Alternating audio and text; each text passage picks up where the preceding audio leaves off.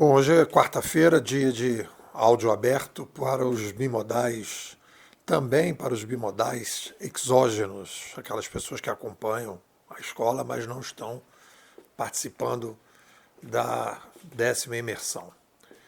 E aí eu aproveito a quarta-feira para aprofundar um dos capítulos do nosso livro Sapiens 2.0, como viver em um mundo muito mais descentralizado, dinâmico e inovador. Hoje eu vou falar do capítulo 3. O capítulo 3 é o seguinte: Sapiens 2.0, onde estamos e para onde vamos. Eu escolhi a frase do Steve Johnson, daquele livro Emergência, que ele faz um estudo das formigas. Eu botei a seguinte frase para abrir o artigo: quem está dando ordem num formigueiro? Ninguém. Elas se auto-organizam. E aí depois ele diz, né, ao longo do texto, quem disse que as formigas têm uma rainha é o ser humano. Quem diz que a formiga vive um regime absolutista é o ser humano. As formigas vivem um blockchain. Quem inventou? Quem foi que inventou o blockchain? Pô, foram as formigas. A gente só imitou. Não vamos entrar, porque isso aí pode ter direito autoral. Vamos ser honestos com as formigas. Quem inventou o blockchain foram as formigas. A gente só está dando uma melhorada. Então, o que a gente tem aqui de interessante, né? E aviso a vocês, né, já tenho falado isso para vocês, que eu tenho usado muito o Tio Bard para me ajudar nesses capítulos, né? Para fazer um parênteses aqui, como é que eu estou usando o Tio Bard? Eu faço o texto, mando para ele e digo o que ele acha. Aí ele faz uma série de sugestões e eu vou pegando algumas coisas que eu concordo e vou incluindo. Ele faz sugestões, aí eu coloco no texto. Ele fala: pô, você podia ser mais preciso. Por exemplo, uma das coisas que eu logo no início coloco, né, é uma frase que eu coloquei assim: pensar o presente e o futuro do alto de uma montanha, com uma visão maior de longo prazo, é sempre mais complicado. Aí ele cismou com essa frase e aí pediu para complementar, e aí eu fui melhorando, né? Falando da dificuldade que a gente tem de pensar no longo prazo. A gente foi formatado, e é natural que isso aconteça, a gente foi formatado para resolver problemas de curto prazo que a gente está olhando. Quando a gente tem uma mudança ampla no ambiente, exige uma abstração maior, exige, obviamente, o trabalho de conceituadores que vão tentar entender essa mudança, as causas, para onde é que a gente está indo, etc, etc. E aí a gente começa, então, as emoções de resistência, né? Emoções que aparecem de resistência, medo, ansiedade, incompreensão. A gente começa a resistir, a gente começa a ficar com medo, né? Se sente ameaçado. E além disso, a gente começa a tem toda uma estrutura na sociedade que está montada, o status quo que está montado, começa a perder espaço para um outro status quo, e a partir daí a gente começa a ter problema. Então, é normal que a gente tenha dificuldade diante das mudanças. Ponto. Só que a gente está vivendo, hoje, na nossa análise, a mais disruptiva, rápida e desconhecida mudança na sobrevivência dos sapiens. Relendo o Harari, eu poderia dizer que a revolução civilizacional que a gente está passando, ela é mais ou menos parecida com a da oralidade. Então, a gente poderia dizer que o Sapiens 1.0 foi criado na oralidade. É mais ou menos isso que o Harari quer dizer. O Sapiens 1.0 nasce, a gente deixa de ter gestos, a gente passa a produzir a nossa própria comida.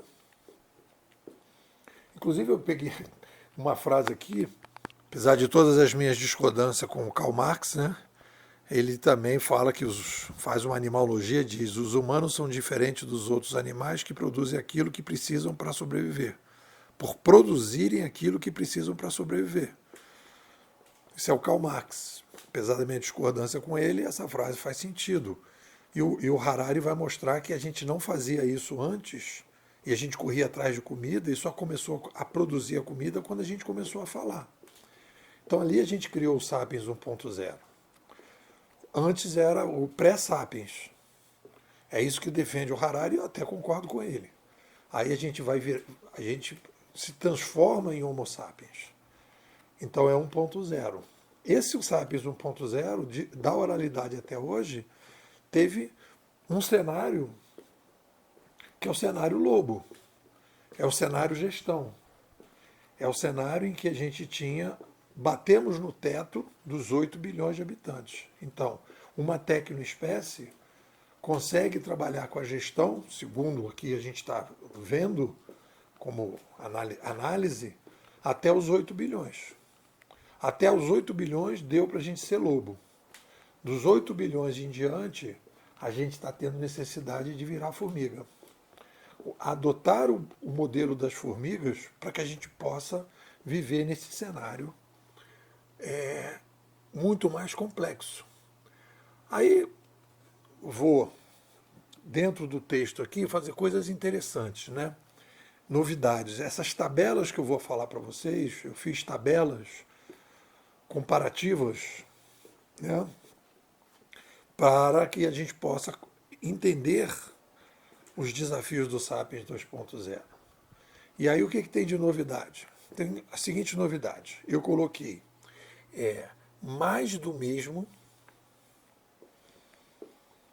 O que é mais do mesmo?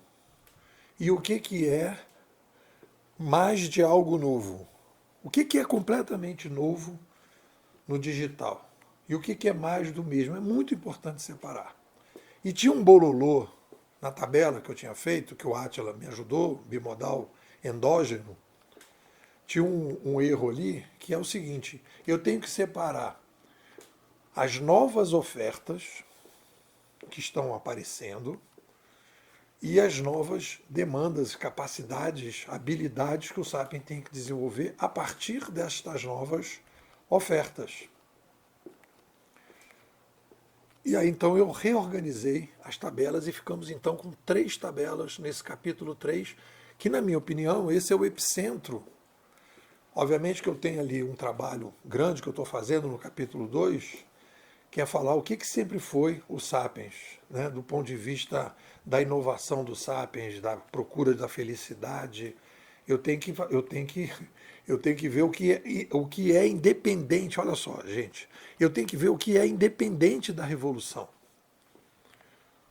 O que o Sapiens sempre teve, que independente das revoluções de mídia vai continuar tendo. Aí a gente vai estar trabalhando com a ideia da mente primária, mente secundária, né? A bancada criativa, como é que a gente lida com as emoções, o gerenciamento das emoções, como é que a gente trabalha com tudo isso, etc, etc, para depois, então, eu fazer análise. A partir disso, como é que o que vai ser realmente, o que a gente vai mudar em cima do digital. Se eu não tenho essa base no capítulo 2, eu não consigo trabalhar bem o capítulo 3. Aí a gente vai. Primeira tabela, né, que eu botei inclusive em ordem alfabética, eu já tinha melhorado isso, né? A primeira tabela é as ofertas disponíveis para o Sapiens 2.0. O que tem de novo para o Sapiens 2.0, mas mais do mesmo? Não é uma coisa totalmente nova. O que tem mais do mesmo de oferta? Porque aí a gente faz uma mudança quantitativa e não qualitativa. Tá certo? Então a gente tem acesso a bens. A gente tinha menos e mais. Aí todo esse movimento que existe, né, do Uber, por exemplo, de mobilidade, muito mais gente hoje, entre aspas, pega táxi. Porque ficou mais barato, ficou mais disponível, tem toda hora. Antigamente não tinha toda hora, agora tem toda hora. É o caso do Uber, né? Se a gente for, por exemplo, pensar na Amazon, possibilidade que você tem de comparar preços, de fazer determinadas compras, de ofertas que você tem, antigamente a pessoa ficava restrita à cidade dela. Hoje ela compra na China, ela compra em tudo que é lugar. Então, o acesso a bens ficou muito mais fácil. Pensa no Airbnb. Às vezes você queria ir para uma cidade, não tinha dinheiro para pagar o hotel e não tinha hotel. Como é que você vai alugar? Ah, tem que ir numa corretora complicada. Qual é o.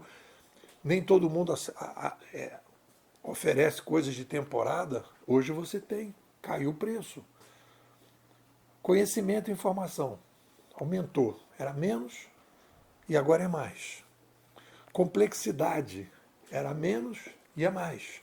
A gente está hoje vivendo, né, uma complexidade, e aí isso tem a ver com o aumento populacional muito maior, e a gente então está com mais. Conexão. A possibilidade de você conectar mais gente de todos os lugares. Ontem minha filha viajou, foi para Fortaleza fazer uma palestra, e aí ela está gripada, a gente falou pelo Zap, etc, etc. Não foi pelo telefone. Antigamente, eu me lembro que aqui em Teresópolis, faz bastante tempo, que a gente queria ligar para o Rio, tinha que ir para uma central, não tinha celular. A gente tinha que ir para uma central, a casa da gente não tinha telefone, então a gente ia para uma central para telefonar, ou para um orelhão. Hoje você, de qualquer lugar, rapidinho, você entra. Ontem eu fiz a mentoria com o Borella, ele está nos Estados Unidos, eu estou aqui. Então isso tudo é conexão. Confiança em desconhecidos. Quando que você ia comprar um, um produto usado de uma pessoa que você não conhece, ou mesmo um produto novo, de um sebo no Maranhão, que tem um livro que você nunca viu, mas ele tem uma boa avaliação no Mercado Livre? Então você tem uma confiança em desconhecidos, que é a base da curadoria, que você não tinha antes. O aumento radical das escolhas. Você pode escolher, né? Estava comentando aqui com um amigo, ele falando, pô, hoje, quantidade de universidades que tem, quantidade de engenharias que tem, as especificações. Às vezes você vê o cara fala assim no LinkedIn, eu sou engenheiro de não sei do que, não sei do que lá. Você fala, cara, tem que ir no Google para entender o que esse cara faz. Ambiente inovador. A gente aumentou a taxa de inovação. A gente tem muito mais inovação. Toda hora parece, tem um exército de gente hoje desenvolvendo métodos, colocando e hackathon para cá, hackathon para lá, aceleradora disso, aceleradora daquilo, liberdade territorial, longevidade, a gente vai viver, está vivendo mais, mobilidade, a gente está tem muito mais possibilidade de se mexer, mobilidade, né? Mudanças no ambiente, que aí tem a ver com a inovação, é quando a gente cria as inovações, e mudança no ambiente, toda hora a gente tem alterações. A pandemia foi um exemplo. A conexão e a mobilidade foi exatamente isso que aconteceu. O cara vem da China e joga o vírus para todo mundo, e aí vai se repassando. Viagens espaciais. A gente está popularizando as viagens espaciais. A gente está começando a ter a possibilidade de empresas privadas oferecerem isso. Isso é uma tendência forte, e isso não é novidade, porque a gente não inventou as viagens espaciais, a gente está popularizando. Aí a gente vai para as demandas, né, desses sapiens. Vamos lá. Olha o tabelão.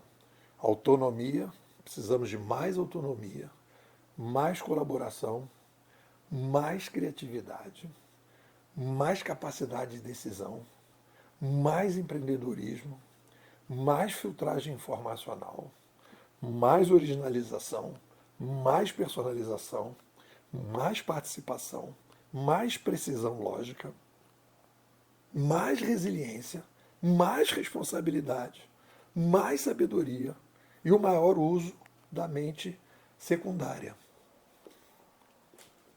E aí eu digo, cara, isso tudo é um sapiens só. Não estou falando de todos os sapiens, não. Todo mundo tem que melhorar tudo isso. E essa é a base, inclusive, para fazer uma discussão sobre educação 2.0. O Flecha, que é bimodal endógeno já há bastante tempo, que é dono de uma escola, chega e pô, quais são as habilidades e competências que o Sapiens 2.0 precisa para a gente poder reestruturar aqui a nossa educação. Está aqui, flecha. A tabela é essa aqui, que eu cheguei.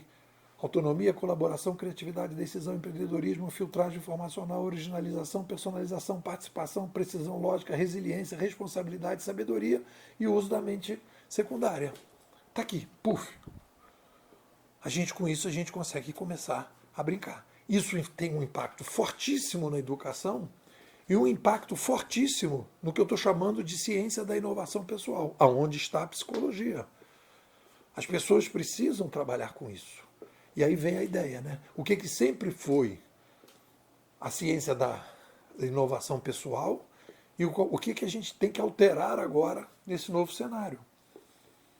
O que sempre foi a educação e o que a gente tem que alterar agora nesse novo cenário. A gente precisa desse norte para que a gente possa se situar. Aí vem uma parte interessante. Você vê as divisões que eu fiz. Ofertas, que estão aí sendo colocadas mais, as demandas de habilidades que a gente passa a ter, e a partir daí, então, a gente tem que ver o seguinte, o que é totalmente novo?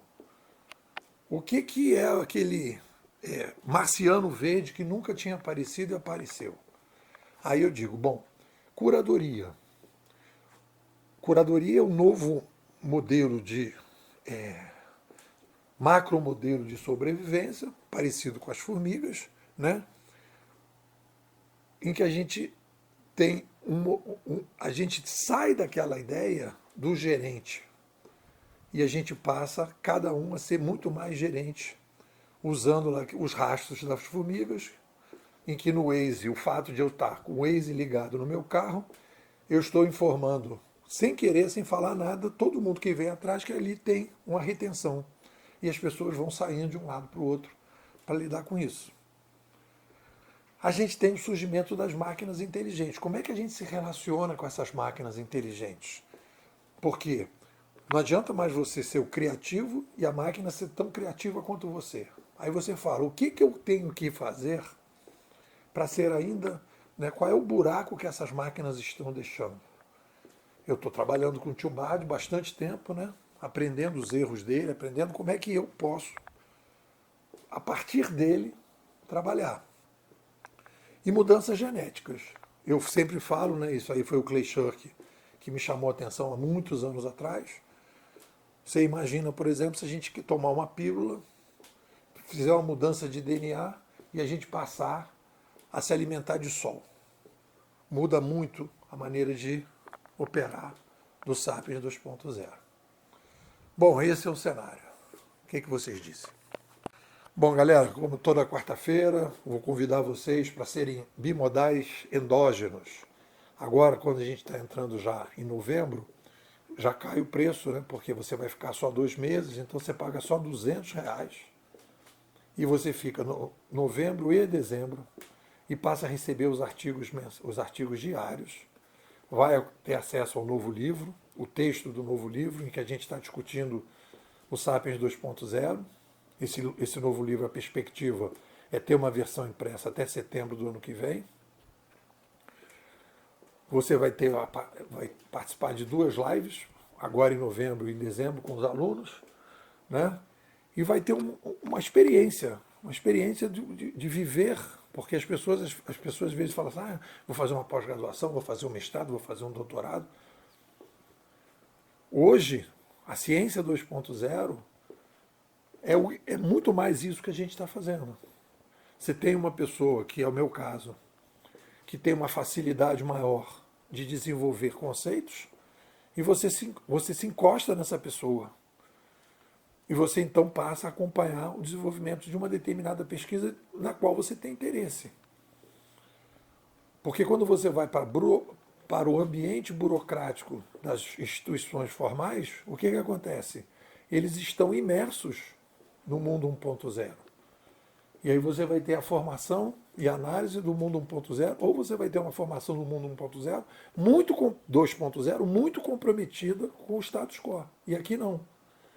Aqui a gente está na periferia, sem nenhum comprometimento com o status quo. E aí a gente tem muito mais liberdade de criar, de pensar, e aí eu estou te convidando. O que tu me diz? Vambora?